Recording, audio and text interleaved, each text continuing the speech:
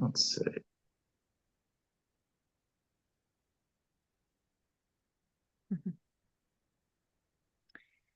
Oh, here's Here we live. are. All right. Yay! Yay. Welcome to Go the Love flipping. It or Hate It podcast, where we talk about things we love, things we hate, everything in between. Today, we are discussing Edgar Allan Poe poems. Edgar Allan Poe. Oh, I'm looking at the live too. That's probably going to distract the hell out of me. Anyway, yes. So welcome to the channel. And this is an odd day because we're normally on Fridays, and today is Wednesday. Yes, So Wednesday yeah, evening. quite Um, an evening. Yes, and Halloween is just around the corner, so it's spooky season. So throughout all of October, we're focused on spooky literature. We're starting with Edgar Allan Poe, and so today we'll read and analyze the classic poem Alone and Annabelle. Yeah, and Hmm. we'll kind of share our thoughts as we go. So if you're And this, watching from sorry, go ahead. home, feel free to share your thoughts with us as well. And this is the background is the sepulcher of Christ, which is where Christ was believed to have been buried. And we only used it because they used the word sepulcher in the poem, one of these poems. And it just seemed like something that was worth looking up. So why not have it as the background? Because it looks Yeah. like they buried Christ at a really happening place. Oh So, yeah, this yeah. looks immaculate. And Wow. yeah, they use this word sepulture. Sepulcher. Yeah. Yeah, they use it in the poem Annabelle. Annabelle. Yeah. Yeah. Annabel Lee. Oh, do you want to do anything like comment on this poem or you want to read it first? Well, why don't we comment as we go? No, I So mean, I'm just talking about the poem as a whole. Like why, what it's about, or I mean, what it thoughts on it, or you want to wait till we read it? yeah, I mean, let's just read it and then talk about it, I would say. But I'm down. if you're watching and you want to pull it up on your phone, um, I'm using the Poetry Foundation. Thank you, yes. poetryfoundation.org, because you're awesome. Yes, I love the Poetry Foundation. I'm using that too, actually. Yay, Poetry Foundation. Also, if you're watching this at home, if you have any spooky stories yourself, any supernatural experiences that you've experienced in your own life, feel free to comment. If you want us to read them and talk about them, we'd be happy to. Or if there's any other just classic Halloween stories, Gothic literature, anything you'd like us to read and discuss, comment below, let us know. Please And yeah, anything else you want to share, you're welcome to before we dive in. keep it Disney. Not really. Don't do that. Um, do you want to read it, or do you want me to? Or you want to read? You want to take turns because it's in paragraphs. Oh, I was going to say, Uh, one thing that I noticed that, especially with Poetry Foundation, is the way that they typeset their poems. The end of the line isn't a stop; it's only punctuation is stops. So even if it ends a line and then it goes to the next line and it capitalizes, that's just a format for a typing. The sentence still carries, if that makes sense. It's like you're Yeah. not like if you're doing that the third line, that a maiden there lived whom you may know by the name of Annabel Lee, even though it looks like it stops and it starts a new sentence, that's actually just a carry on. That's the cool thing about Poe is his rhyming patterns. I think if you miss his rhyming patterns, or you don't like, if you read The Raven and you didn't read the pace right, it wouldn't be a good it wouldn't be the same. I don't know. But anyway, for what it's worth. Oh, all right. Yeah, no, that is interesting how the Poetry Foundation does that. Uh, I mean, I've tried to type out poetry before when you're doing like uh um sonnets or whatnot, and you have to do 10 syllables for the line, and you try to kick to the next line because you want to rhyme off of it, and you still want to carry the sentence. It'll keep capitalizing. You have to fight with that typewriter to do it, or fight with the word program to stop it, and it's impossible. I mean, the thing just won't stop. But anyway, what it's worth. yeah. Let me adjust my lighting here. It's like flickering. It's Oh, kind of that'll match for the sepulture. it's kind of spooky actually. It's like flickering off and on. Yeah, this background surprisingly is pretty it has a spooky quality to it. I mean, they got Jesus nailed up there. Yeah. Uh oh, hmm. Oh, hi Sean. Hi Daniel. Daniel the Lion. Sean Daniels there with us tonight. Are you following along? Oh, hello. Yes, I Oh, see. hi I see Mopar. you. Mopar's joining too. Is Mopar Cinzia. Sting? What's that? Cinia. I don't know how to pronounce that name, but I just call him Mopar. Cinia is Mopar. They're one and the same. How the hell did you get Mopar from that though? Well, that's I when you click on the YouTube channel, you'll see the name. Oh, okay. I got you. Okay. Oh, yeah. Hmm. Hmm. Sold. All right. So we're moving How on are up. you tonight? How are you tonight, Mopar? Sean and Daniel, how are y'all doing? Thank you for joining. Yes. Sean says, I love Poe. Daniel says, I love Gothic literature. Well, that's good. You're in a good place. We're going to be reading and sort of sharing our thoughts, analyzing it, just kind of sharing our interpretation of it. So it'll be fun. It's a good time to do this. Heard. All right. Do you want to read the first one, or we're gonna take turns on paragraphs? You want to do that, or you want to just read the whole thing? Doesn't matter to me. It doesn't matter to me. I mean, Okay. we can take turns, I guess. Sure. All right. I elect you to go first. Okay, okay. So I'll go first. So if you want to pull up Annabel Lee on the poetryfoundation.org, you can follow along with us. Um, I have read this before, but I haven't read it since I think I read it for the first time a couple weeks ago. Um, The poem's Actually, in the chat now, if anybody needs it. oh, great. Okay. Thank you. Oh, yeah, there's the link. Perfect. So if you want to The follow along. link in the description. And there's something on this thing. All right. All right, are y'all ready to get started? And as we go, feel free to share your thoughts too. Poetry is something that can kind of connect us all, and I love that it can stimulate conversation. So, any thoughts that you have about it, feel free to share. So it can be group conversation. That's why we're doing it live, in case anyone else Mm-hmm. wants to chat with us. Mopar says, doing well. Kitty under the blanket in the sofa with the laptop. Oh, that's Yay. cute. That sounds really comfy. I'm sipping on some tea tonight. This is feel good tea. I wasn't feeling so good earlier. I was dealing with some nausea. Is So it the tea? The tea is called Feel Good Tea? no, it's Oh, it's peppermint and ginger, which helps if you're feeling nausea. Sometimes my digestive system just doesn't like me when I'm stressed and had to deal with a lot of stressful traffic today, driving to and from work. So I gotcha. I've eaten peppermint starlight candies. I feel pretty good when I eat those. So I don't know if those have the same effect, but I'll put one in a cup of tea and drink it. Um, well, go ahead. You want to start? sure. Okay, so Annabelle Lee. we're gonna start reading Annabel Lee by Edgar Allan Poe. Oh, this is the last poem he wrote before he died, by the way. Oh, I didn't know that. Yeah, Okay. he wrote it. He wrote it and died soon after. Or it might be some unpublished stuff, but from what I got, this is yeah, he finished this one not too long before he died. His And wife was this was already dead. written in 1885, Ooh, you something asked me like that. that. 1880. Shoot, I don't even have that date. Um, I don't know. That's a good question. You cut to the quick. It's Hamilton.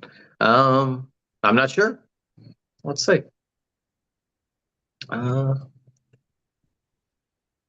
it is Originally published in 1849. Oh, so earlier, even earlier. Okay. Wow. Yeah, and let's see. Poe died. Uh, let's see. Let's see. Poe died, I think, like 3 years after that, if I'm not mistaken. Uh, he died in 1849. Okay. Oof, not too far off.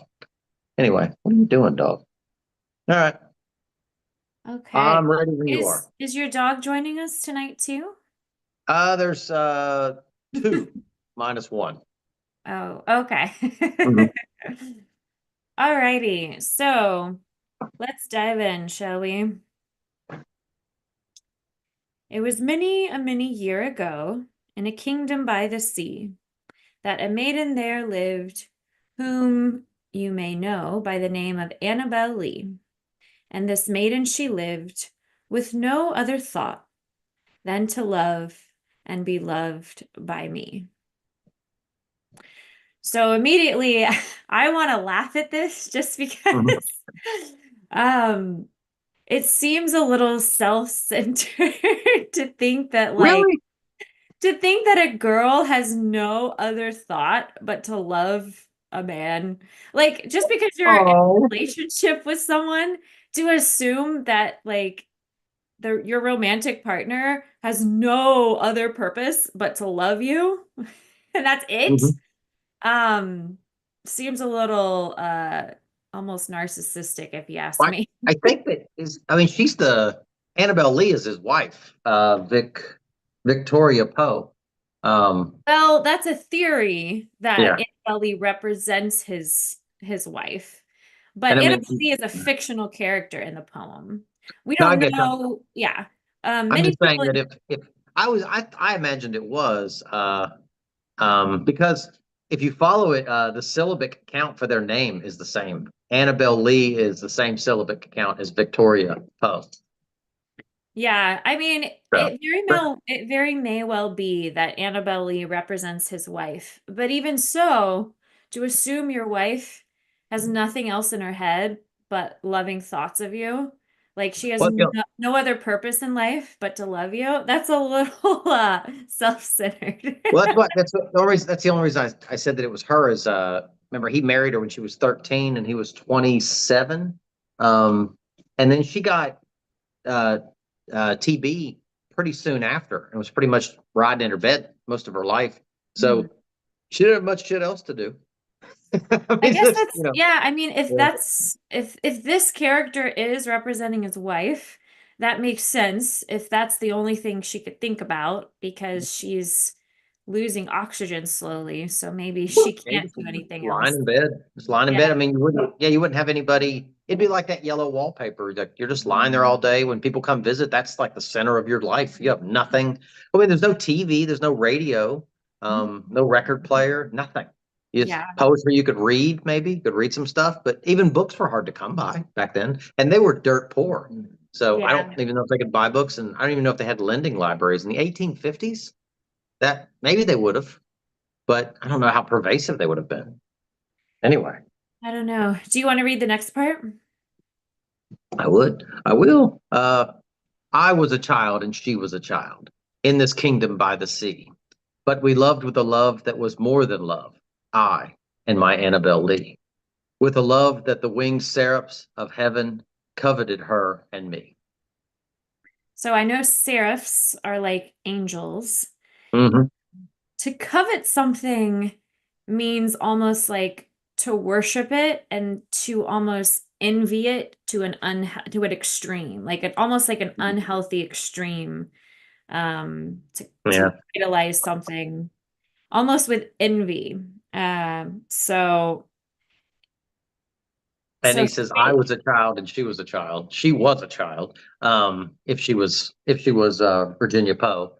And so it'd be convenient to call yourself a child. Because if you said she was a child and I was a grown man or 27-year-old man, it wouldn't be near as it wouldn't really be romantic. Well, I also think back in the day, it was very socially acceptable for older men to marry younger women. It was very Mhm, socially normal. mhm. So, and it doesn't have, again, like this character isn't necessarily a literal representation. It's more of a figurative representation. Sure. Yeah, So no, I got you. I got you. I always go everything back to his wife, or all the women in his life, because it seems like that's that big. Everything you see about everything I saw about him and his life, it seems like he was just coveted women, a lot. So it's like all of them just keep popping up in his work. But it's romantic. But yeah, I agree. It's heavy. It's heavy handed. Um, he was intense, I would say. Uh, but yeah, I think a lot of his poems sort of suggest that they're loosely based on his wife. But again, it's open to interpretation. So mhm, to say I was a child and she was a child, maybe he felt like a child around her. Maybe she made him feel youthful and young. mhm, Um, maybe before his wife got sick, maybe she helped bring out like a childlike playfulness that mhm. was fun and innocent. Sure. She So if you died when she was don't, 18, so it was what? pretty. She died when she was 18, so she was pretty young. I mean, he didn't. I don't know that he ever knew her any other way. But Yeah. I, so I will say that if, and I'm not trying to sound perverted saying this, but everybody knows that experience. You can be a grown person and you can run into a kid. It could be one of your family members, like at a Christmas function or something of that nature. You have to explain it. But and you play with a kid, or you're playing a game, or you just, what I mean. Kids have a different mentality, so it makes you feel kiddish. I mean, because they're being Yeah, silly. it kind of, People do tea parties with little kids or something. yeah, it might just Yeah. sort of bring out your inner child. I mean, we've Yes, all that's it. been children at some point, the phrase like we're all children at heart. So Hmm. it may be that that's what he's saying here, that, she brought out the kid in me. Hmm. Um, or, it may just be a fictional character that he's trying to describe. And maybe he's trying to describe this like innocent romance that even though they were children and this was like pure, but it was still very intense. So Hmm. I'm with you. that's kind of what I get. Should I read the next part? Please. And this was the reason that long ago, in this kingdom by the sea, a wind blew out of a cloud, chilling my beautiful Annabel Lee, so that her high-born kinsman came and bore her away from me, to shut her up in, I'm probably going to mispronounce this, Sepulcher. sepulture in this kingdom by the sea. Hell of a rhyme to come off of, right? Mhm. Oh. So this is what I really like about Gothic literature. Gothic doesn't have the same meaning today as it did back then. Back then, Gothic just meant during the Middle Ages. Hmm. Gothic literature, you often hear terms about kings and queens. So here he's talking about this kingdom by the sea, and he's saying her highborn kinsman, so usually that just means someone related to her, came and bore her away from me to shut her up in a sepulcher, which is what our background is, right? A This is where they buried Jesus. yeah, so this is We like think we don't really know. so a sepulcher is just like a big tomb or almost like a fancy tomb, if you will. Yeah, if you go by a graveyard, the older ones especially, there's that big concrete room. So everybody else in the graveyard got buried in the ground and just has a rock on top of them to keep them from coming out. But these people got shut inside of a big room above ground, right? Aren't they above Yeah, ground? yeah. They're stinking. But yeah. But it So, but sounds like she was buried below ground, like below the sea, or somewhere near the sea. It just how do you says get that? kingdom by the sea. I figured she was okay. I figured that. Okay, he says, wind blew out of clouds, chilling my beautiful Annabelle Lee. So everybody thought tuberculosis came from people getting cold, but in reality, it was just people got cold and then they crowded together and they spread the TB by breathing on one another because cold has nothing to do with it. Um, and then her highborn kinsman came and bore her away. I feel like that's just um, like the your relatives that are passed on, the higher people, they came and they come and get you and pull you, and they pulled her into a sepulcher. So they just took her to the kingdom of the dead. So, I mean, that kind of thing. And the kingdom by the sea is, I don't know. I figured that was just, she's buried probably in a sepulcher by the sea somewhere. Um, Yeah. I don't know. That's what I got from it. Yeah. That's her getting tuberculosis, and then the the people from heaven coming to get her and dragging her away. I don't know. Is that what do you think? Is that too far off? Yeah, I mean, a wind blew out of a cloud, so that seems like it's very likely describing tuberculosis, losing your wind, losing your oxygen. So that could very well be the case. Hmm. And I mean, that's what I say is when I read through a lot of the history of tuberculosis, it was attributed to cold, but like I said, cold had nothing to do with this. Just people crowded together when they got cold and they just spread it, just like stuff now. Like people get flus and whatnot. It doesn't have anything to do with you getting cold. It has to do with you getting close to someone and spreading the germs. That's why people have more flus and whatnot in the winter because they're held up a lot more often together, spreading the germs. I Um, also so I also find it interesting that he's saying her high-born kinsmen. So he's basically saying her relatives are high class. And from what we know about Poe, we know he was poor. So to mhm. me, this suggests that um, Annabel Lee is of higher society than he She is. came from gentry, the gentry class. Yeah, could be. I mean, she may have been. I don't honestly remember. I don't remember much about her. Well, Um, no worries. she didn't make very far. All we can do is Um, speculate. Do you want to read the next part? sure. The angels, not half so happy in heaven, went envying her and me.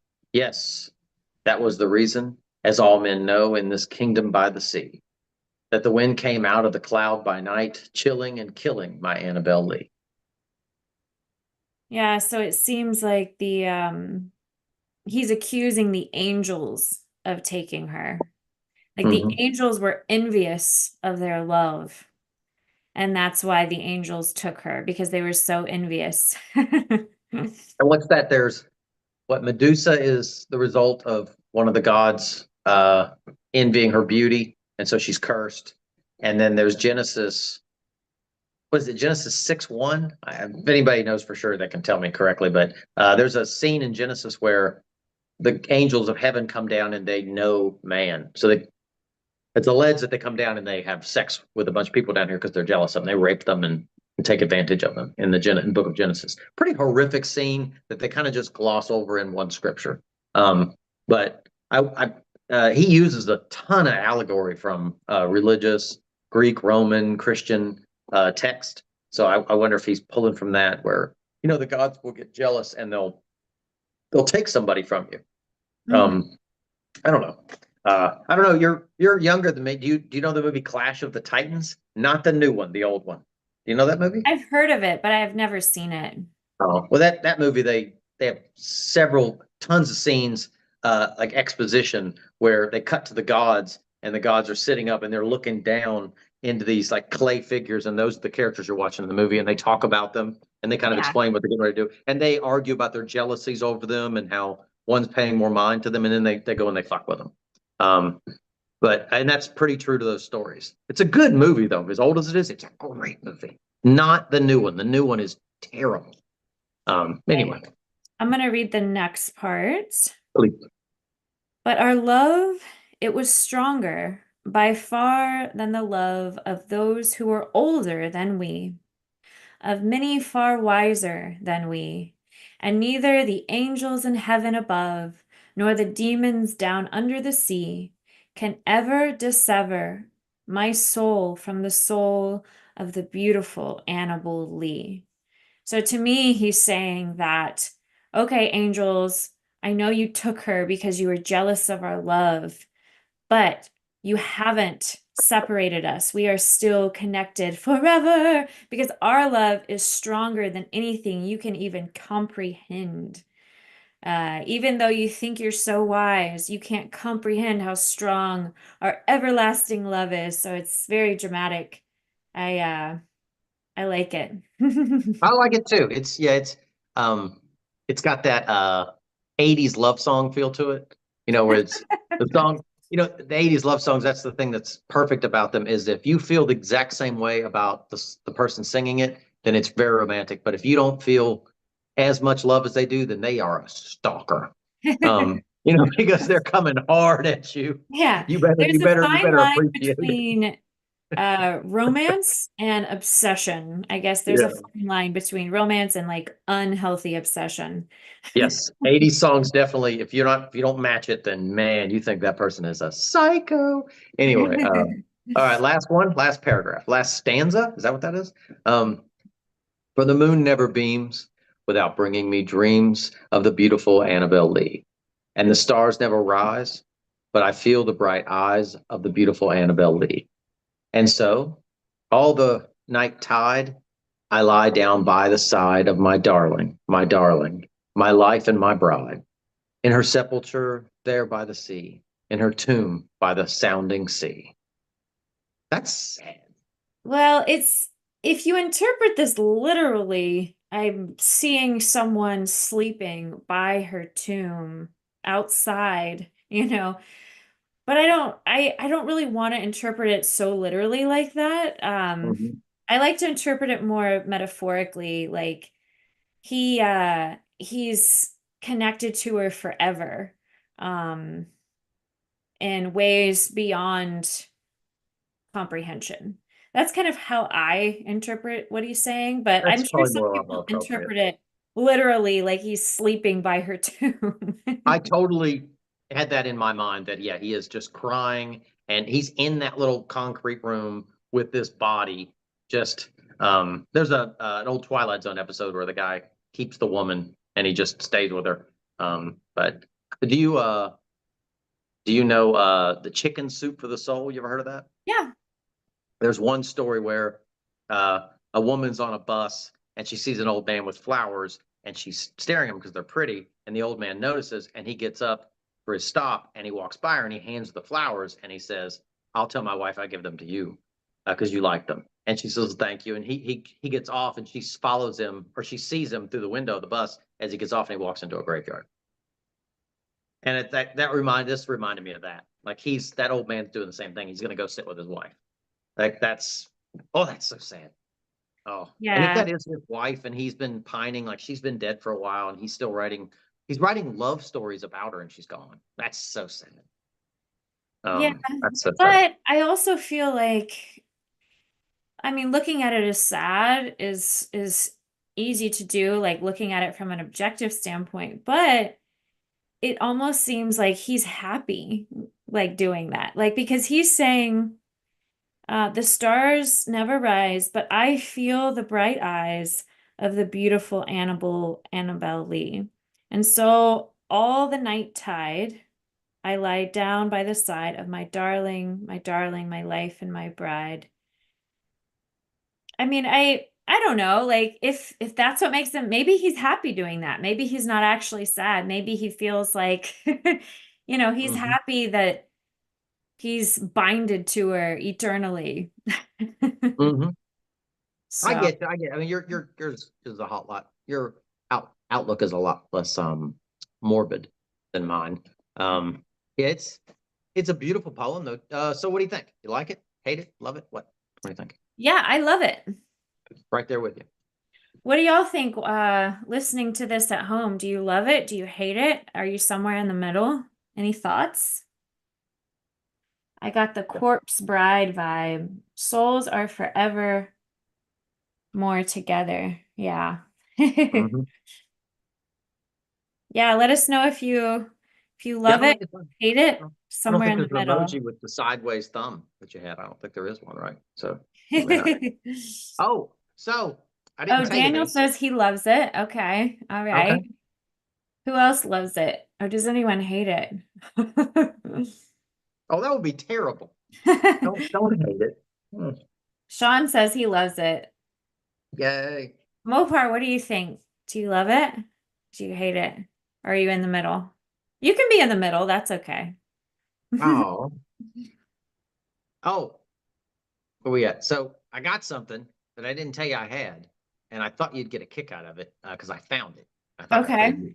All right. So apparently, if Annabel Lee was Victoria Poe, um, turns out before she died, she wrote one poem, Oh and I yeah. got it. Yeah, Okay. it's short. It's short, but I got it. And she Okay. wrote it 1846, and she died in 1847. So she didn't die very far. So I can imagine her just, coughing and wrenching and in her bed writing. And um, that's really cool. This is I don't know hardly anything about this woman except for descriptions of her through Poe. She's described through the light of Poe. You know what I mean? Yeah. People are already talking about Poe and they mention her in passing. You don't Yeah. really get a lot about her. This is her only chance to really speak as a character, which is I thought that was really cool, and it's a pretty poem. Oh, Um, I didn't know she wrote anything. I didn't either, but this is apparently the only one they got, or the only one I could Okay. find. It's real short, but I can read it if you want me to. Sure. Uh, okay, Mopar it's called. says, I like it. Romantic poem about two people loving each other. Yeah, I'm glad you like it, Mopar. I like it too. So, uh, this is by Virginia Clem Poe, and it's called Valentine to Edgar Allan Poe. Okay. Yeah, I mean, they did love each other. I mean, that's sweet. That's really sweet, but it's really short. But I'll read it quickly. Or I mean, and this is her talking, so she gets to speak in the Poe Fest. She gets up. She gets one poem. That's really Okay. cool. Anyway, Okay. um, uh, ever with thee I wish to roam, dearest, my life is thine. Give me a cottage for my home, and a rich old cypress vine. Removed from the world with its sin and care, and the tattling of my many tongues, love alone shall guide us when we are there. Love shall heal my weakened lungs. And oh, the tranquil hours we'll spend, never wishing that others may see. Perfect ease we'll enjoy without thinking to lend ourselves to the world and its glee. Ever peaceful and blissful we'll be. Aw, that's so It's simple, right? sweet. It's beautiful. Yeah. It's that sort of reminds me of the Alone poem because it doesn't use a lot of references. It's just kind of direct and it's pretty. Yeah. Well, I feel like that poem justifies the opening of Annabel Lee. Like, it seems like Mhm. that was an accurate description of his wife. Her main focus in life was just loving Edgar Allan Poe. Yeah. I mean, that's all her character seems to ever be described as she's described as a lunger, which was a term for somebody that had tuberculosis. Mhm. Or she's described as loving him. That she really has no personality in all those documentaries and everything. But that's kind of cool. At least we got some of her getting to talk. That was really cool. And Yeah. she seems like she sounds as if she's educated and she's got a talent of her own. Maybe it rubbed off. Yeah. Yeah. That was beautiful. That was just as beautiful as I think uh Poe would write almost. I think that's Yeah. fair. I mean, you can't live in that quality of greatness and it not rub off to some extent. I mean, she's probably reading his work as he's doing it Yeah, and and being talking to him influenced about it. by it. Yeah. So, do you love that one? Do you hate that one? Are you in the middle? I love it.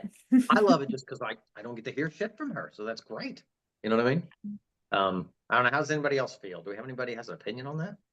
Yeah. Let us Yeah. know if you love it or hate it, or in the middle. But I thought that was a nice thing to find. Yeah, very Yeah, pretty. that's cool. You found it. Oh, I Daniel kind of says he stumbled loves into it. it. Okay. Yay. Sean says he loves it. Okay. Mopar, what do you think? It's funny, the chat is in real time, but the video is lagged. That's Well, that's just how it works. the lovely internet. Hmm. All right. Mopar says liked it really much. That's awesome. Right. Should we read Annabelle or Alone next? Alone. Yeah, this one I gotta say, because when I was a kid, I read a lot of Poe, and I even had a leather-bound book of Poe, like a Bible, that leather-bound with the gold Yeah. embossing and everything, embossing. As a kid, I enjoyed reading a lot of Poe, but I don't remember this poem at all, and it is beautiful. I like this poem, and it's so different than Poe. It does. If you told me this was Poe and I would check up on it, I wouldn't believe you because it's just not. I guess that and Annabelle Lee, they're not. This isn't that same macabre stuff that he does. You know what I mean?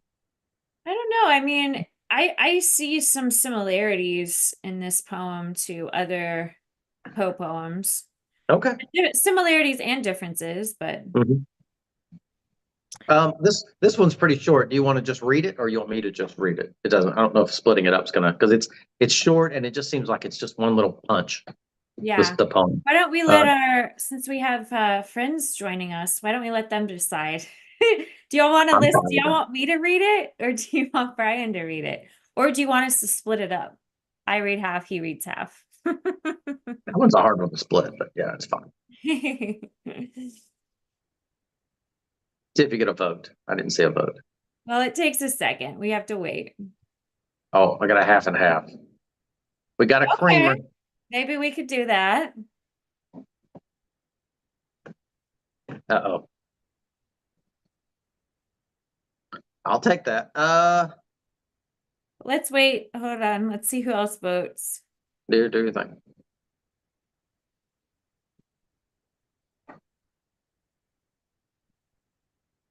Oh, I'll be right back.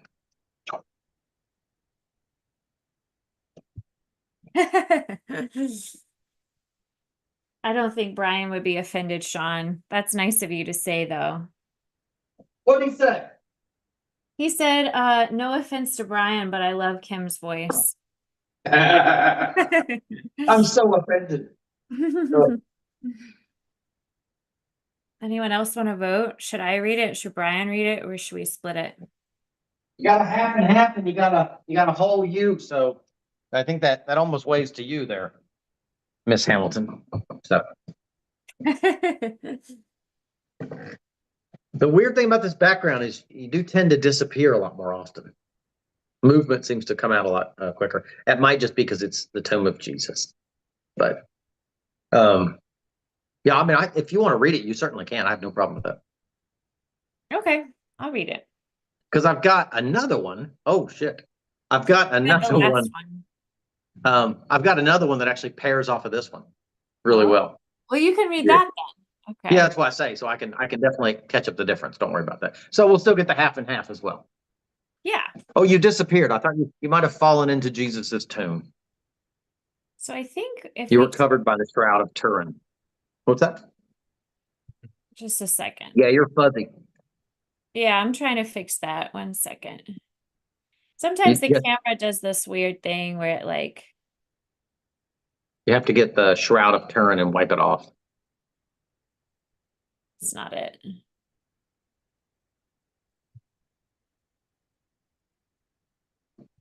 Oh,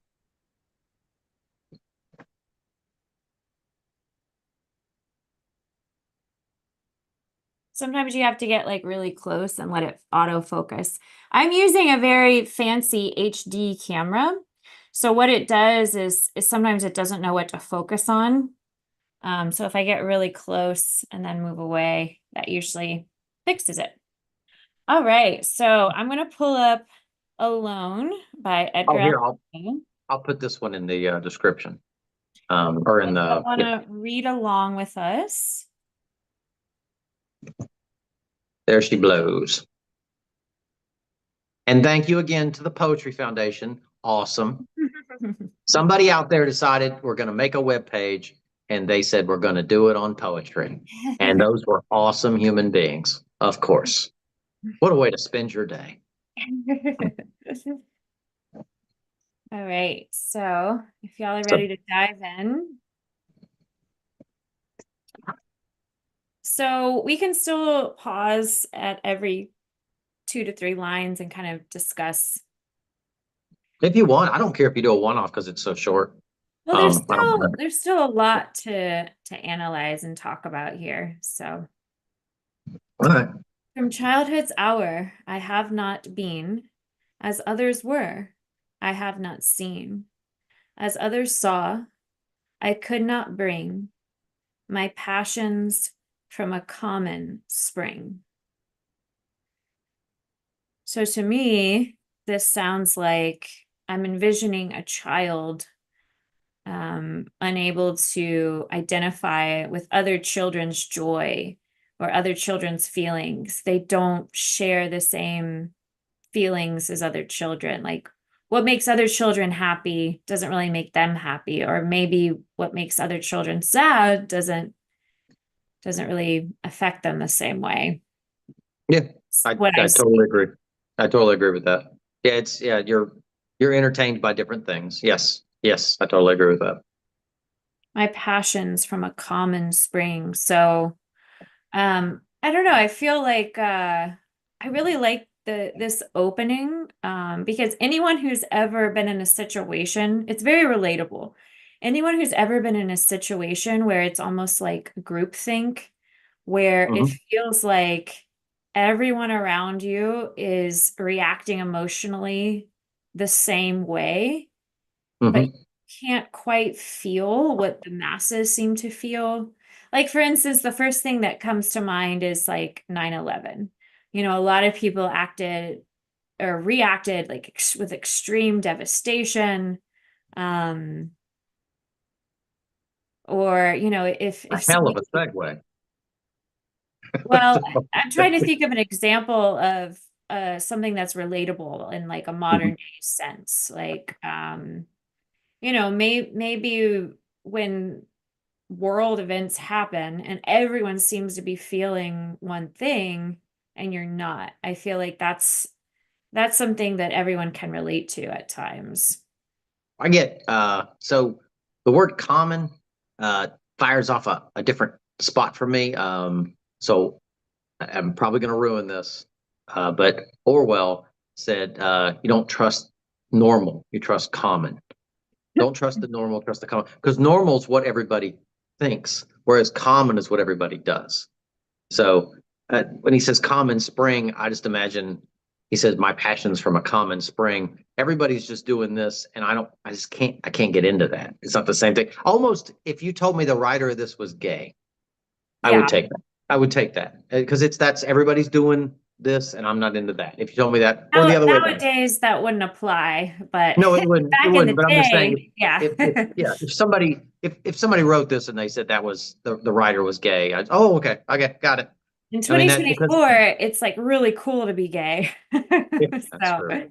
not the It's gay to same. be gay. Yeah. Um, but I mean, to me, he's just saying I could not bring my passions from a common spring. So I think of common as like what he has in common with his childhood peers.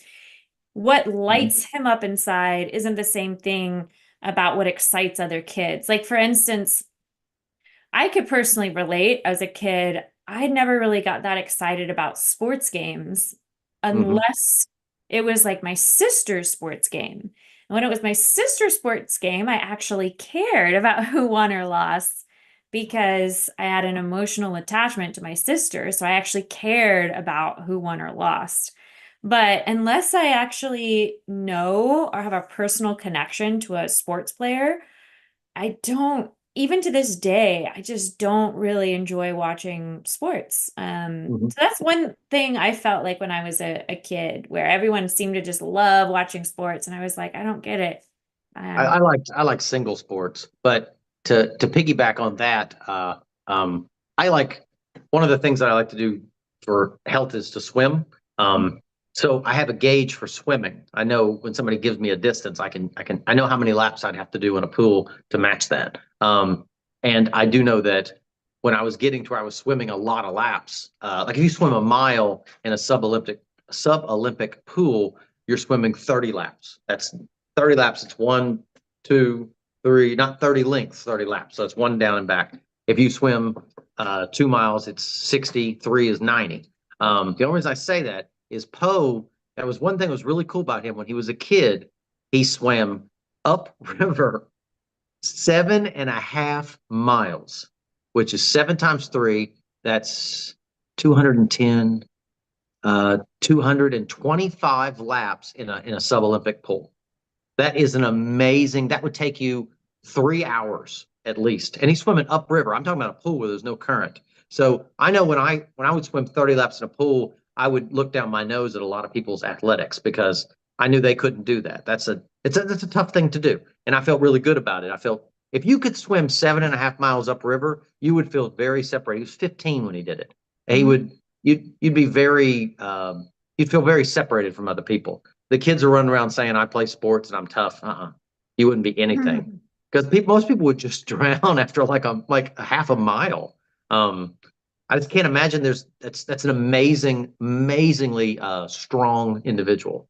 The kind of willpower to have that separates you greatly. So when he says he doesn't come from a common spring and he feels he feels different from them, I just that alone would make him you're like a prodigy doing Yeah, that. well, Yeah, also, he lost his parents at a young age, yeah. so that definitely affected him. I'm sure he was around other kids that didn't go Mhm. through the same things he went through. Another way I'm Yeah. trying to think of how can I personally relate to it. Um, I remember when I was a kid, a lot of girls like loved fashion and jewelry. I never really cared for that. That was like one thing I was like, that's not something I can get excited about at all. Let's see, what's something else? When did I feel somewhat estranged from my peers? Um, I think I guess I have it. Yeah. I definitely went through a period when I was an adolescent where I just felt different. But Mhm. I think a lot of adolescents feel like they're different because Sure. they're comparing how they feel to everyone else's social mask. And I think when you go through puberty, especially, you're dealing with all kinds of weird hormones, Mhm. and you might feel isolated because you're comparing your how you feel inside to everyone's social mask at school. But I definitely remember feeling many times when I was younger, like I don't get excited about things the way my peers do. So, But it's no secret that Poe is very popular with kids that are uh, going through changes and whatnot. Everybody, in other words, most kids, I know this from writing classes when I was a kid, most kids, when they're in their teenage years and they're going through all those hormones, are that's when they're in their blue period, and they're writing dark, mhm. depth. So they're trying to model Poe. They're writing a lot of Poe. Yeah. But Poe would have been in his 20s. He would have been closer to an adult, or he would have been more an adult for that time period. But that's everybody. I did it. Everybody gravitated to people like Poe to read because you're Gothic kids now. It's the same thing. They're just overdoing it a bit. But yeah, Yeah. everybody did that. Everybody did that. So Yeah. yeah, and I get that. And I mean but that's how you feel though. You feel othered. You don't feel like you're kind of right in the stream of things. Mhm. I get that. That's a great position to write from too. Oh yeah. Yeah. I'll, I mean, nobody I'll wants to read a poem about how you get along with everybody. You know, right. All right, I'll keep going. please. My sorrow I could not awaken, my heart to joy at the same tone. And all I loved alone.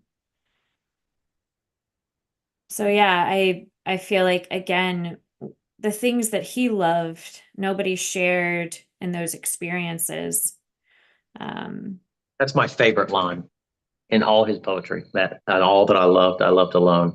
That's such a yeah. definitive thing. I mean, that would mean that the love was not reciprocal, right? Or or it could, yeah, it could mean that, or it just could mean like the things in life that he loved. He couldn't find somebody who also loved those things. Like it doesn't have to necessarily mean interpersonal love. It could just mean like his passions. Like Um, every woman he loved died. So I just kind of got the idea that, like I say, he's talking about non-reciprocated love. Just mhm. um, I don't know, but it definitely has a very lonely feel to it. But it's such a good line. That's such a He even beautiful line. says, yeah, he even says, my sorrow I could not awaken. So it's saying he's not really feeling sorrow the way other people do. Hmm. And he's not feeling joy the same way other people do. But the things or the people he did love, he loved alone. Um, yeah, I feel like this whenever you talk about loneliness is an interesting thing because we're all alone in our minds. Like nobody is ever going to be able to experience the world the way we do. So in that sense, each of us, our human brain is an island that is its own, its own isolated thing. So we're all alone as far as how we think, how we see the world, how we feel. Except when we get because next week more than likely we're going to do the hypnotism stuff and everything. And remember, that's all that stuff where they champion the idea that that's not true, that we're all kind of connected by some ether, Mhm. and that you and I are connected mentally, and that vibe. So if he's going on that thing, I don't know, but I agree with you. There's always the everybody dies alone. Um, can't stop it. Uh, so that's it's and I will say he's coming. There's a lot of other writers that did this before him, the macabre stuff, but it is really hard to write this type of dreary thing and it not come off I don't know, hackneyed, but it's good. I like this one, I'll keep but going. Then, in my childhood, in the dawn of a most stormy life was drawn from every depth of good and ill, the mystery which binds me still. A stormy life. Yeah, and we know that Poe had a very like tumultuous upbringing. So it's almost like he's mystified by it. Like he can't quite comprehend this human experience. mhm. And his Mopar father won says, the Marlon Brando thing. Marlon Brando on the Wild One. What are you rebelling? What you got? You can't really put yourself on another person's mind views and how that person sees the world. Right. Sure. Exactly. Yeah. What were you Yeah, gonna Marlon Brando was the ultimate rebel, without say? a doubt. Um, uh, he wore T-shirts and rode around in a convertible in Hollywood, and everybody hated it because Hollywood actors were supposed to dress up wearing ties. Hmm. He was a rebel for wearing a T-shirt. Rebel without a cause, I think, is spirited from that idea. Um, but uh, yeah, it's um, his dad, I think John, or his stepfather, his adoptive father, John Dulles, I think that's his name. A lot of the documentary said that he was hard on Poe because he wouldn't give Poe everything. He's a rich guy. He'd send him places, but he wouldn't give him enough money necessarily to function. He'd have to find that on his own.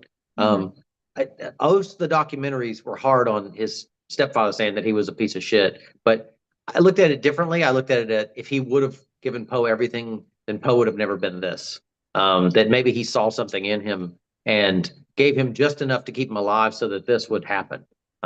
It he's got to get credit for it, even if he's a bad person. He still gets credit for some of the creation of Poe. But his life would have been shitty because the person who was supposed to be his father, his adoptive father, wasn't terribly warm to him. That's not uncommon in that time period, but I don't know.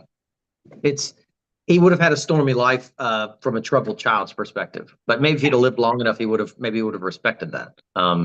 That his father made him stand on his own 2 feet. But like I say, a lot of the documentaries make it seem as if he was a bad person because he just didn't spoon feed him the whole way through. But I don't think that's necessarily true. You're not a bad parent if just because you don't give everything to your children. You're supposed to make sure they turn into good people. Poe turned into be one of the most amazing writers in history. So if he gets credit, he's got to get some credit for that. But anyway, but he would have had a stormy life, and his family life was terrible. So, Yeah. I'll keep going. sure. From the torrent or the fountain, from the red cliff of the mountain, from the sun that round me rolled, and its autumn tint of gold. So it's basically saying he's mystified by these things, right? Hmm. From the lightning in the sky as it passed me flying by, from the thunder and the storm, and the cloud that took the form. I really just love like all this beautiful imagery. Like I'm Right. seeing, I'm Yes. seeing like the autumn, the lightning, like the thunder, the storm, all these like natural atmospheric weather I get the image of him. I get a strict image of Poe juxtapositioned these occurrences, these things. I see a person almost standing on a cliffside, just watching it, and these things are just firing off all around him, and he feels like he's just watching it. He's not part of it. He's very Mhm. separated from it. That's what I get from this whole. Because I feel like that when I'm reading it. I just feel like I'm just watching because he's watching the lightning. It isn't stopping for him. It isn't hitting near him. It's just going to go right by. It's not part Yeah, of his. No, he's right. a spectator. Yeah. Yeah, Um, he doesn't feel connected. He feels like he's his own little island. so Um, beautiful. and the cloud that took the form when the rest of heaven was blue of a demon in my view. So, what do you think about the ending, the way it ends with the demon? Oh, so I have another poem that actually I think he got that line from because it's one of the people who influenced him, and it has a line in there that I think he got that idea from. And it's a great line, but I think that's what he's talking about. I think he's talking about death. Uh, um, the exact line is, let me find it. Or I could do the poem, and you could tell me when you hear the line. Um, it's a short poem. Do you want me to read it and you tell me when you hear the line? Sure. Sure. Okay. Do you know the poem "To Coy His Mistress" by Andrew Marvell? No. He was supposed to be, or come ahead of Poe, and he's supposed to be one of the people that influenced Poe. Okay. He wrote Gothic stuff too, but this I think that's where he gets this idea from. There you go. Uh, Had we but whirled enough in time, this coyness, lady, were no crime. We would sit down and think which way to walk and pass our long love's day. Though by the Indian gage's side, shouldest rubies find, I by the tide of humbler would complain. I would love you 10 years before the flood, and you should, if you please, refuse till the conversation of the Jews. My vegetable loves should grow faster than empires and more slow, and 100 years should go to praise thine eyes, and on thy forehead gaze, 200 to adore each breast, but 30,000 to the rest. An age at least to every part, and the last age should show your heart. For, lady, you deserve this state, nor would I love at lower rate. But at my back I always hear time's winged chariot hurrying near. And yonder all before us lie, desert of vast eternity.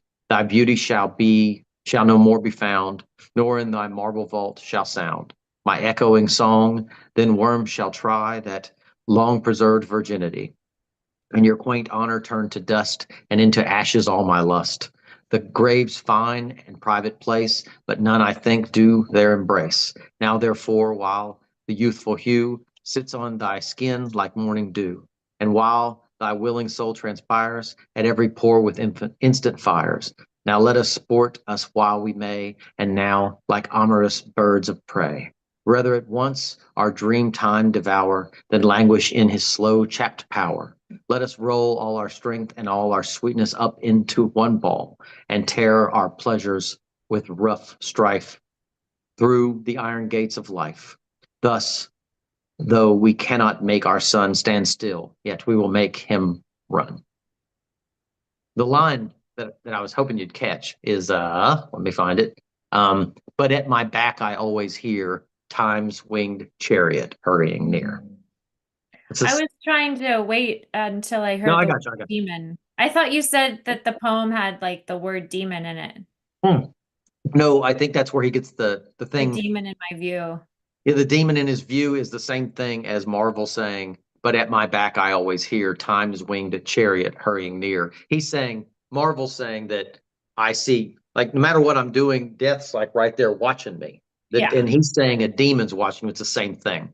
That Okay. it's telling you that death's right there. It's coming up on you, and it's Right. coming for you. And I think he gets that from Marvel. I think he gets that from this. I've loved that line for the longest time, and when I saw that line in Alone, I thought that's got to be Marvel.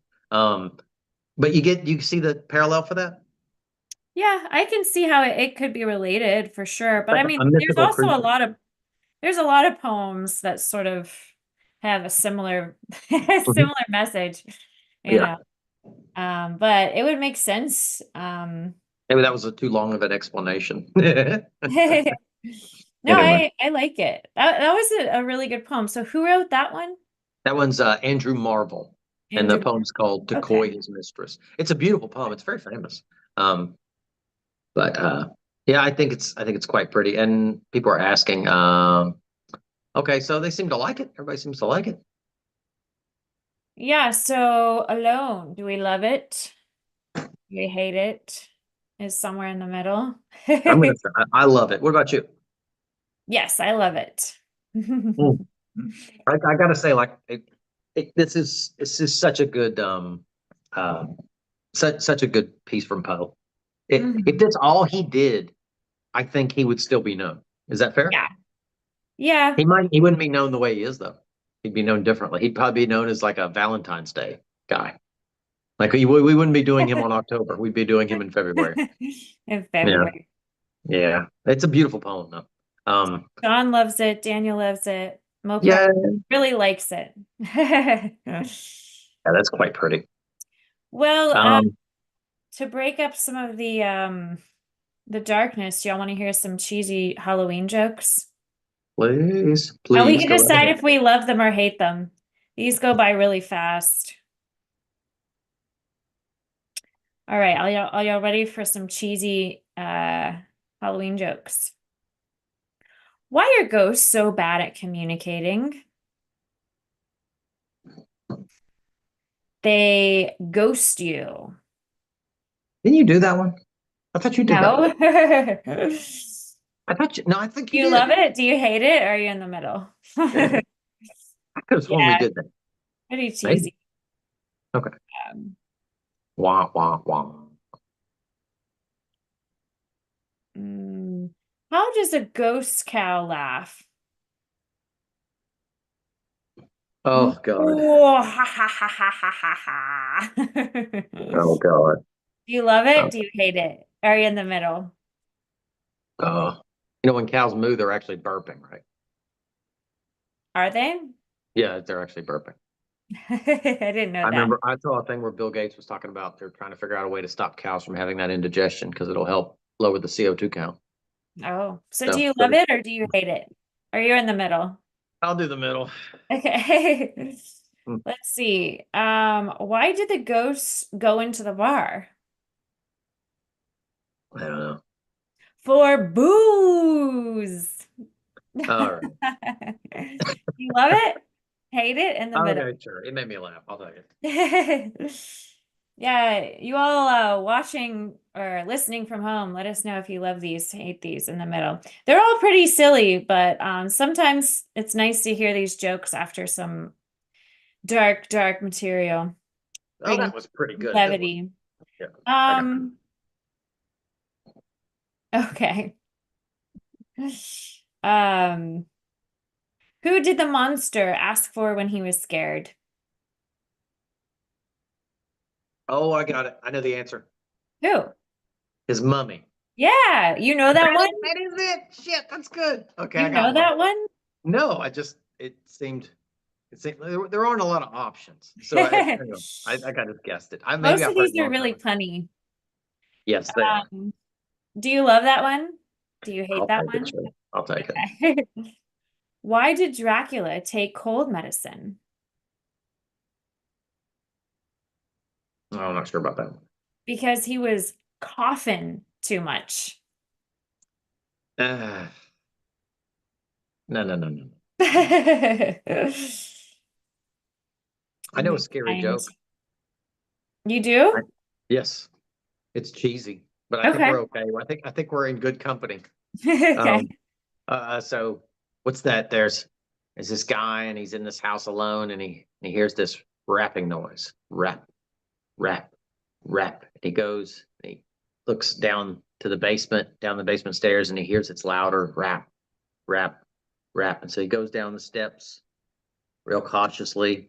He gets to the bottom and he looks around and he hears it rap, rap, rap. And he turns the corner in the basement and it's getting louder. Rap, rap, rap. And he walks up, he sees this giant chest and he looks at it and he hears rap, rap, rap. He's trying to figure out what it is. So he opens the chest and it's full of wrapping paper.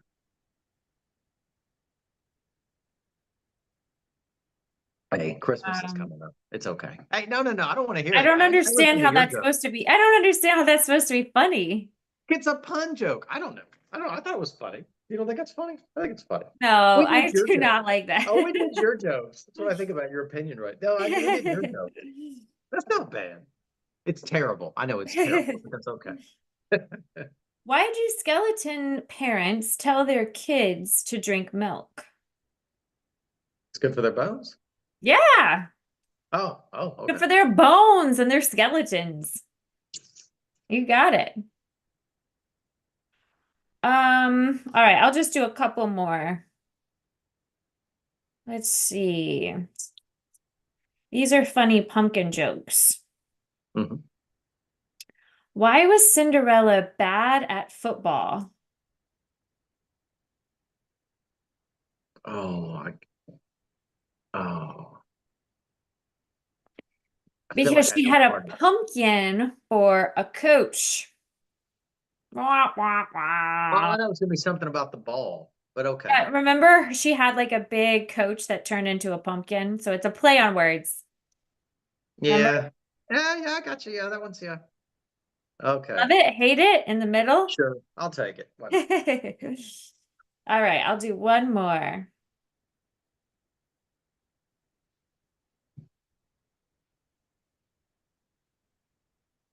Let's see.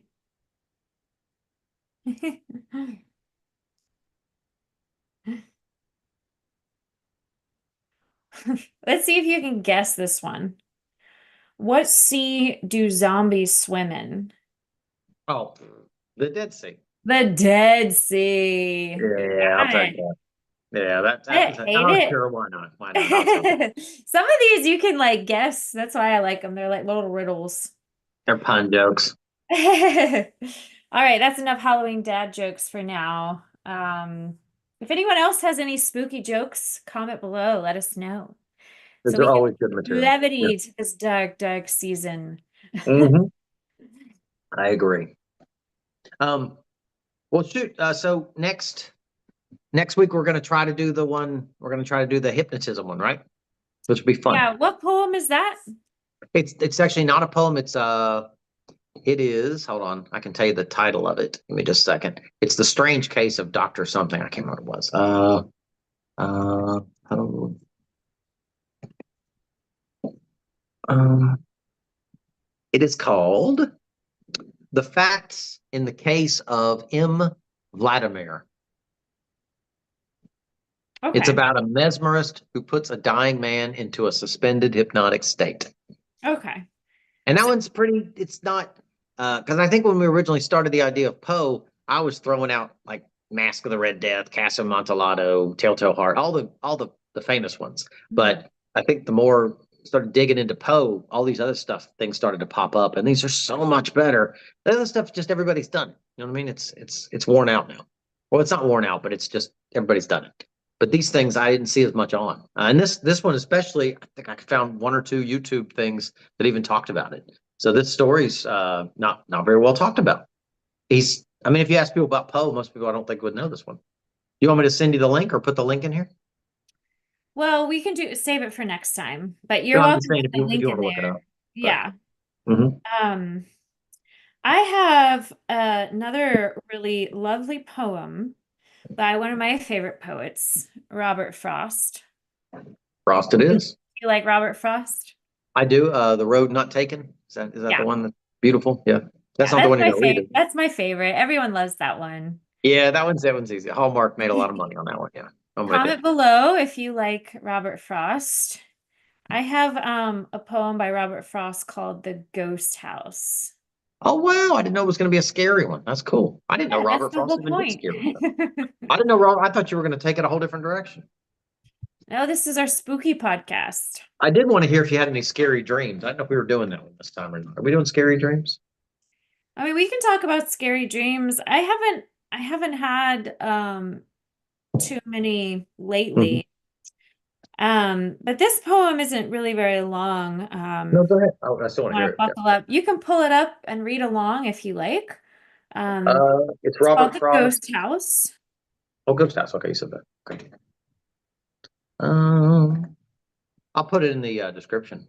After I read it, you can rate it. You can tell me if you love it, what you love about it, or if there's anything you hate about it. We can talk about it. Are you getting it? Are you getting it from? Which one are you getting it from? Poetry.org. Just Okay. Google ghost house and something will Oh, come I up. did. I was going to try to get to the same spot so everybody's on the same page. Yeah, Robert Frost guy. I didn't think he looked like that. I always imagined him he looked like John Grisham for some reason. Um, yeah, I'll put it in the description or in the comments here. Or you can just Yeah. listen because a Oh, lot of times people just listen to podcasts. They don't.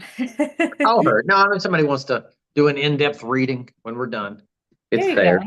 Awesome. Plus, I Thank give credit to these sites because internet. In fact, the internet has literature sites is awesome. you. Yes. Please.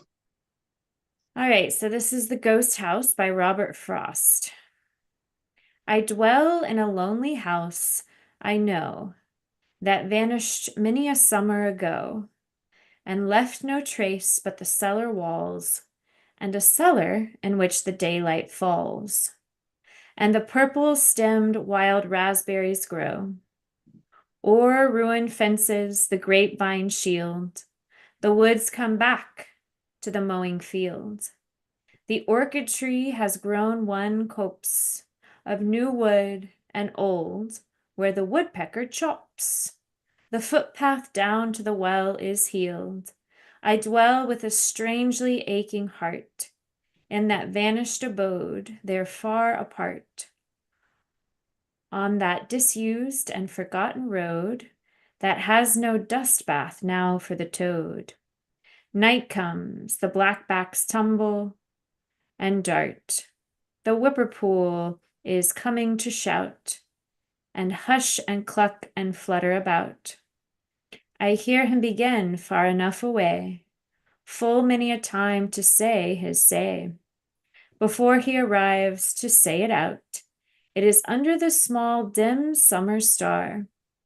I know not who these mute folk are, who share the unlit place with me, those stones out under the low-limbed tree. Doubtless bear names that the mosses mar. They are tireless folk, but slow and sad, though too close keeping are lass and lad, with none among them that ever sings, and yet in view of how many things, as sweet companions as might be had. The Ghost House. Do you It's love pretty. it?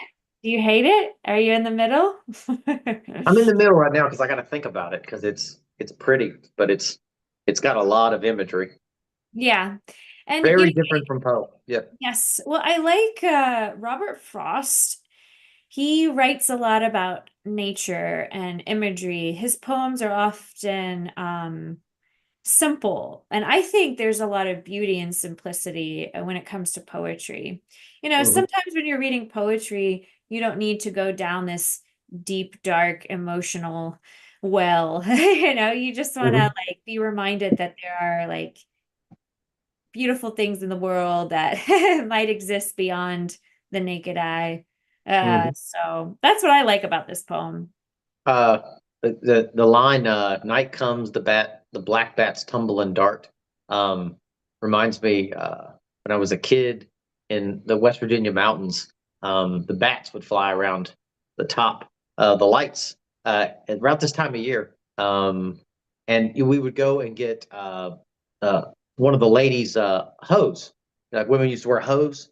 They Hmm. don't wear them so much anymore. And you ball it up and you throw it up in the air, and the when the bats are tumbling, they'll grab it, they're going to snatch it out of the air because they think it's something to eat, and it tangles them up and they fall to the ground, and you catch them, and that's how you catch a bat. Okay. So we catch a bat, and you spread him out by his wings and play with him. But when we were You kids, used to catch bats? yeah, that's how you caught him. You threw a hose up in the air and Wow. it Good tangled thing him you up. never got rabies. Did you ever get rabies That'll be shots? okay. I mean, I don't think I did. I foam at the mouth. I can't see at night really well, but lockjaw and night vision. But it's a pretty poem. Very pretty. Yeah. Oh, speaking of bats, I have a really good vampire poem I'll read next time. Mhm. Let's see. Mopar says, got the image of Victorian era abandoned house that is haunted. Yeah, Oh, yeah. Like a yeah. I weeping definitely willow in the saw backyard. Yeah. sort of like a Victorian era too. I kind of saw that as the ghost house. Hmm. Yeah, I get that. I see like a pond and like I say, a weeping willow. Um, it definitely has a good feel. Mhm. Robert Frost. Interesting. Ghost house. So the other Hmm. thing I brought that I could share are just some of the ghost stories I'm going to be sharing on my ghost story tour, my live Hmm. tour in Atlanta. So if you want to hear one of those, I could share one of those, or if you want to share something. Um, yeah, do one if you want. That's fine. At some, we'll probably have to wrap up here in about 10 minutes or so, maybe 10 or 15 minutes. Okay. Um, yeah, because it's definitely getting late for me. I, Okay. I got to get in my coffin before the sun comes up. Um, Okay, I'll share one of these and then we can wrap it up. So this is just this is one of the stories. This is a summary of one of the stories. It's not like the full story since we don't have a lot of time, but this is about the at Little Five Points and Finley Plaza. So this is actually like a real account mhm. of supernatural visions that a lot of people who don't know each other have claimed to see in Finley Okay. Plaza. All these stories that I'm going to be sharing at the ghost tour are stories that a lot of people have experienced. These are strangers they've never met before, but they all report very similar spooky things. Okay. So I'll just share one, and I'm listening. Go ahead. this is about Finley Plaza. It was originally the site of the Church of the Epiphany, built in 1898. So the church was disrupted by streetcars passing in front, leading to frustration among parishioners. Eventually, the land was sold to a Gulf oil station, which stood until 1983. When the station left and Finley Plaza was established, after the plaza's creation, that's when mysterious drum circles began spontaneously forming.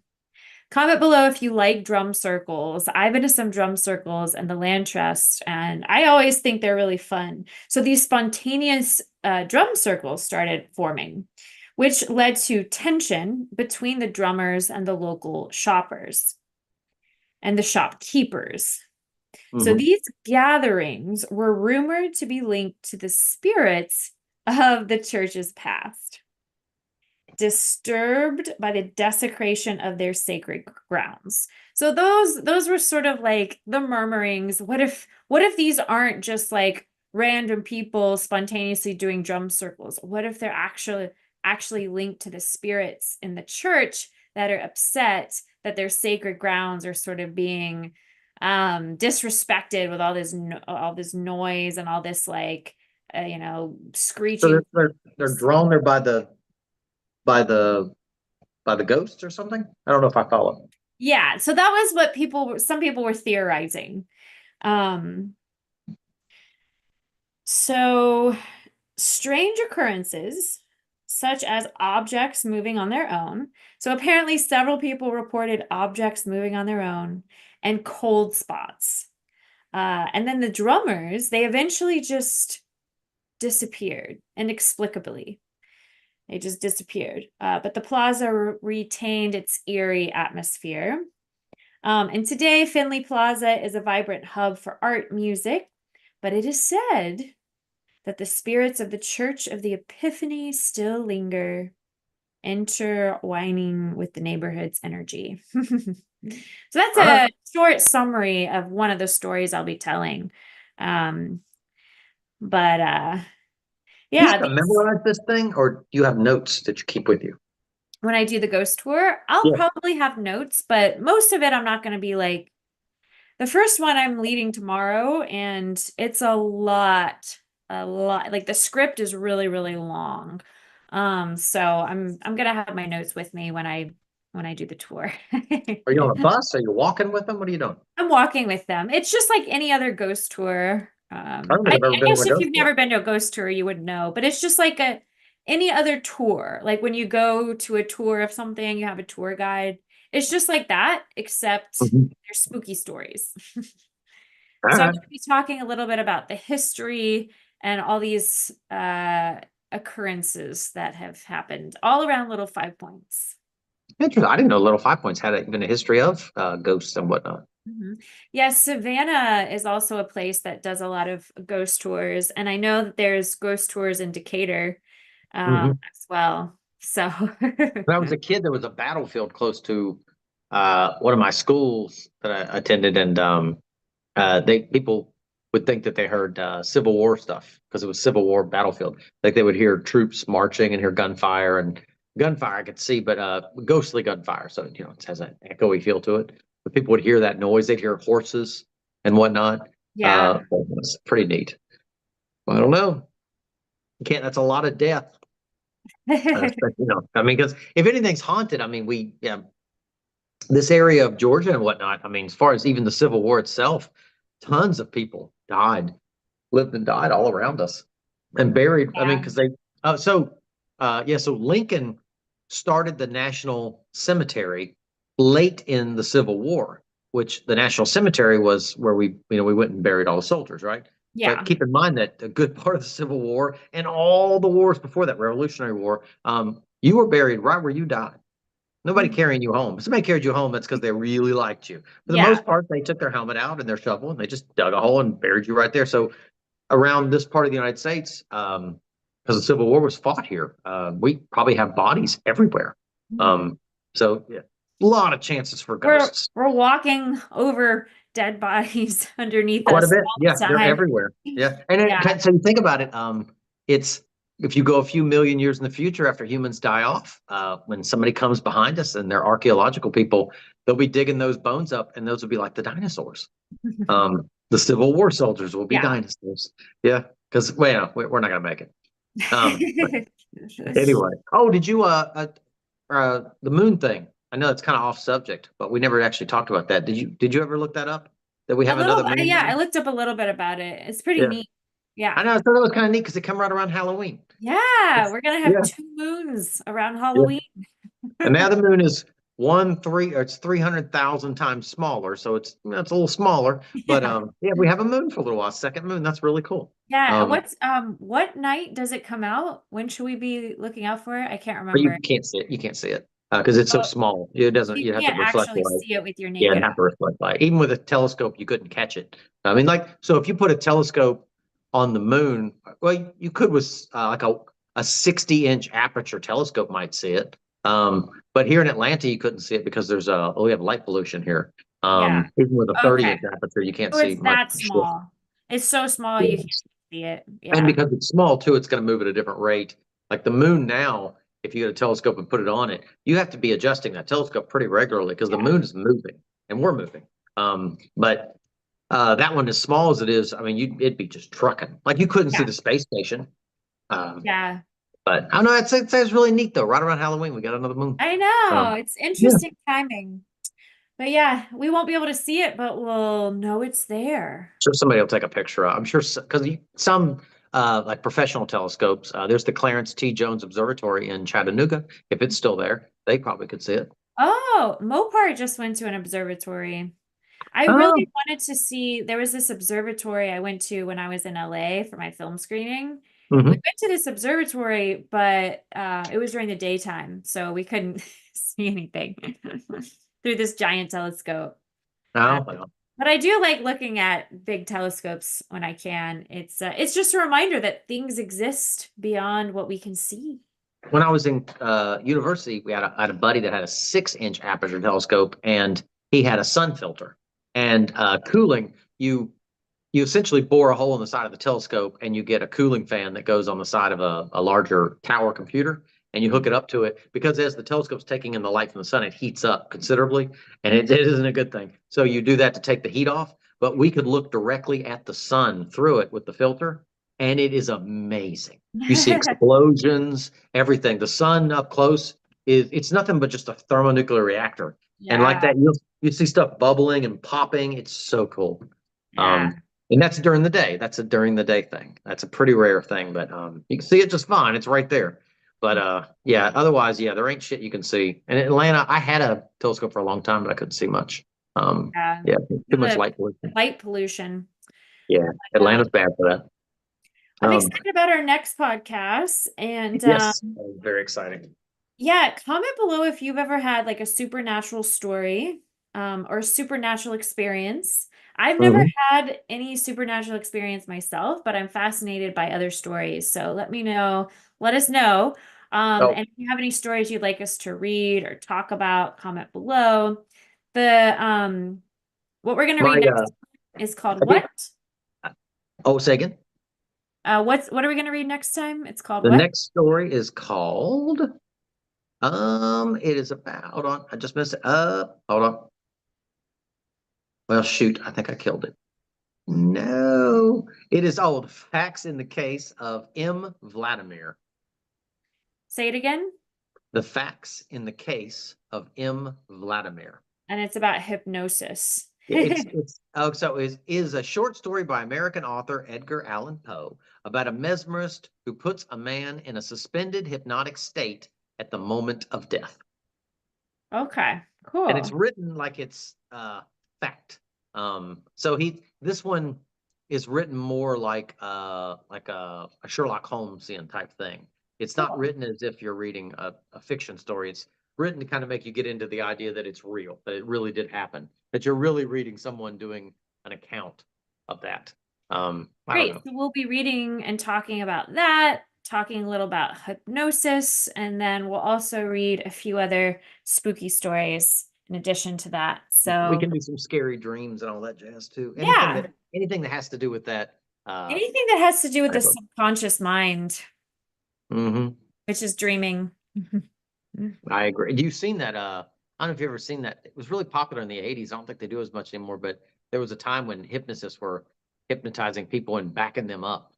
Like they'd hypnotize you and have you go back to before you were born and try to Mhm. kick you into your previous life.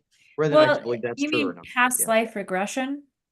Okay. I guess that sounds a lot better than the way I said it. Yeah. Yeah, I mean, I'm very familiar with past life regression, but we Mhm. can save that for our next Oh yeah. Yeah, that'd definitely be podcast. a fun chat with. Because I That'll imagine be a that goes fun right hand. topic. Yeah, it goes hand in hand with this. Um, Either way, that's so yeah. Yeah, Well, this so one if was you're fun. interested in the inner workings of the subconscious mind, like hypnotism, past life regression, we're going to be talking a little bit about that and reading that one story by Edgar Allan Poe, and then we'll read a few other spooky stories too. So follow our community page where we'll be posting the time and the day that we'll be doing the next one. And yeah, if you know anybody who likes Gothic literature, like Edgar Allan Poe, or just anyone you think that would enjoy our little podcast, please share our content. If you're a part of any like literature boards or poetry boards, communities, things like that, please share. The more the merrier. So, but thank you, Mopar, for joining us tonight. And thank you, Daniel. And I put the And Wikipedia article for that because Daniel was asking about the title, but I put the Wikipedia article for that piece in there. okay, So cool. yeah. And yeah, thank you, Sean, too. It was nice chatting with you all. Thanks for joining. So follow our community page. We'll post the next one there. Um, Mopar says, thanks for the stream, Kim and Brian. Had a nice time. Love the stories. Awesome. Well, thanks for joining, Mopar. It's always nice Without a to doubt. have you. Oh All right. yes. Yeah. Anything before we go?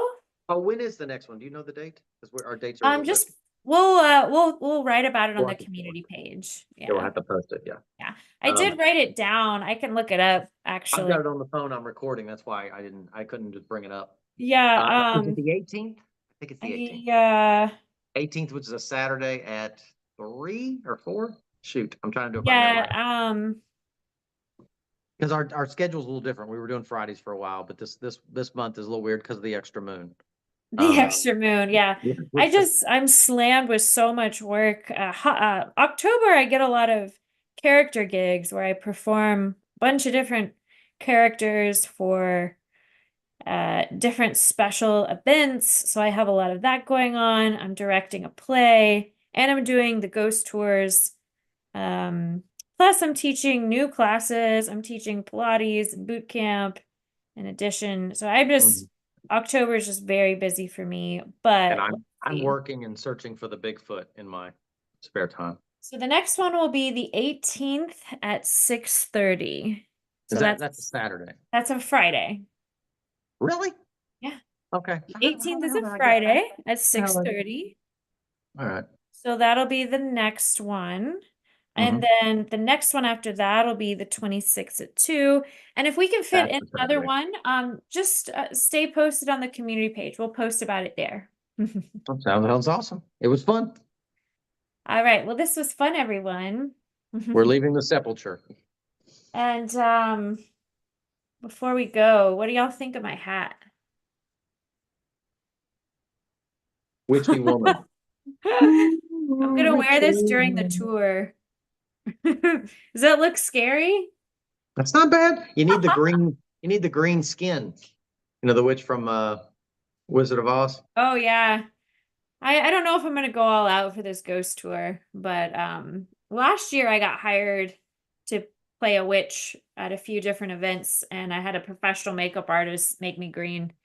Oh, total side note, but in one of the Wizard of Oz books, I think it's Oz and Ozma. The Glinda the Good Witch performs a sex change, Oh, I and didn't that really did happen in the story.